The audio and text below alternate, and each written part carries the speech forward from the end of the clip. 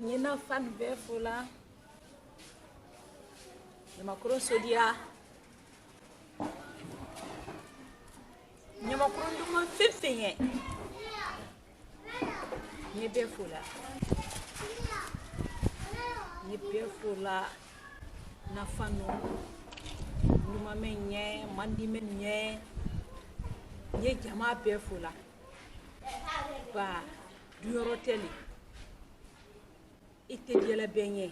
Ite diala finke ite goyala benye. Nya feka histoire de le fobi na fan benye. Iba ina bi anye histoire fola anye frimu nekela. Mais iba ina anye histoire fola. Pour que anda na fan na soa minke. Anye histoire la wule ma pour que anda fan di sawa. Kaira kala ka foko film tunna kirinte wati do bakal billa film mafla ha ima yi histoire do fanan fo men firini ou lié place laka ba film yi lawlema histoire fanan yi lawlema men yi nyuma kan ul fana yi doki alla nyuma kan men yi finga men ya ajumanka ou lié bo jumanka ka bereke histoire de lawlema film yi lawlema mambra befo nyima krondu man fenfenye na fan be mbrabe fo na te histoire de le talate yarabi kulan dem so do le trait a fadiena kadi kemema anadiena ma kadi kemema kefo na mol fona be ko fo dem so me kefo na mol be ko fo dem so me dem so diala kambere na molye tout ne ala mo kambere mete ala mo dem so ni dian dem so koni ala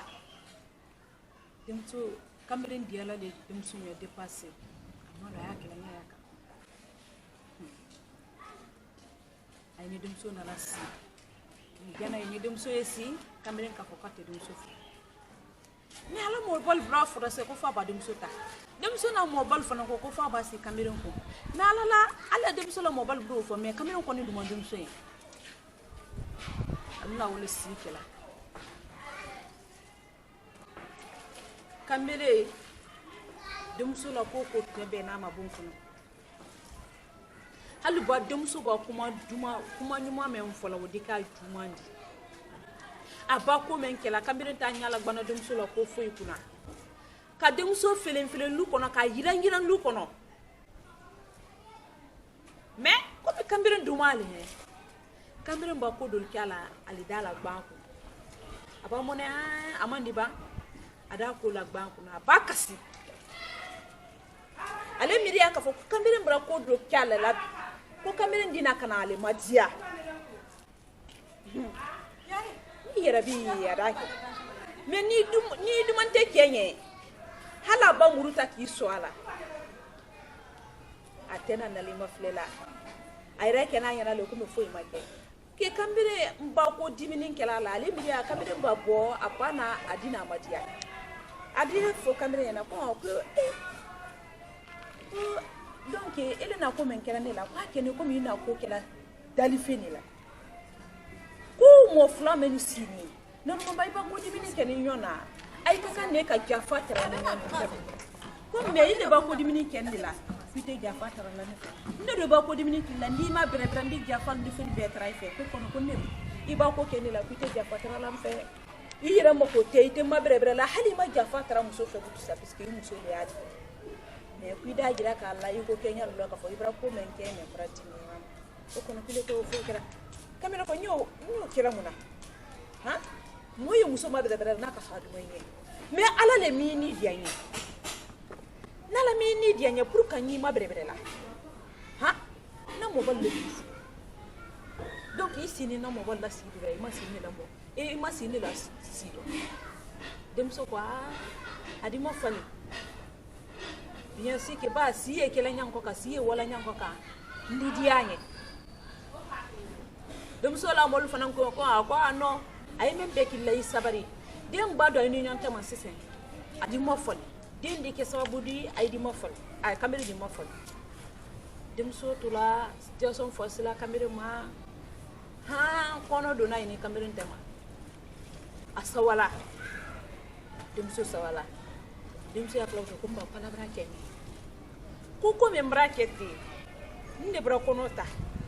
mban ke madiya nyemen lanka petrata de dia nye o lanka ba mra den so kadin wusro kamere mama fani kamere yere ma juya fo nabindi ayo bola su ayo do na su dem so da do mu ni atakira ala ko atakila halal bi la la feno dem so ba yira ada fe la feno adike ko mi dem so suma le bola yo dak bati ma bona isuma yo do na nuno ikasa yo do na nuno esi ire ki ko bi esi ka menke no musu no ne na ko mandine dem so da ko yo ne no ne ko kumba komra lo ne ka ko dianyete ni dianye yi eta fo ne ma ko no ni ni dianye yi eta fo ne ma no lo boni o mbra di la fe ne ni la fe ne dem so di gidu matala ada jetim so li kila nya koro adi kado sa am so nya koro ka wa kado da jetim so ma nya koro dem so to fe dem so ba kilila ka to jetim so bra adi telefone ada fa jetim so ma ko telefone de projet ko ya fo a jetim am so nya na ka fo ko a ke wo kipene ko adani o fona ndi telefone ta o fona ndi afo dem so ma ko ike wo kipene ba ay nin ne leti yalla ni folo ikana ndiranger ike wo kipene ama ko no yibra no mo ma suwasi lele di ka wa yire ni muso nyala kala ike babo imaka ka kontate ikaka ne ya makono me yiba ina ike babo nyan ko ti ya kila wati be civilisation todi inyala kanite few ima civiliser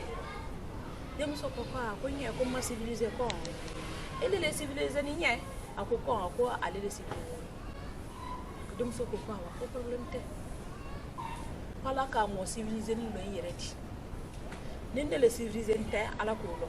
ni le civiliser ni ala ko lo o donc ko se po akay ko merci il est aidé il est manne ni kene kanne dem so ka téléphone kanale nala aka kuma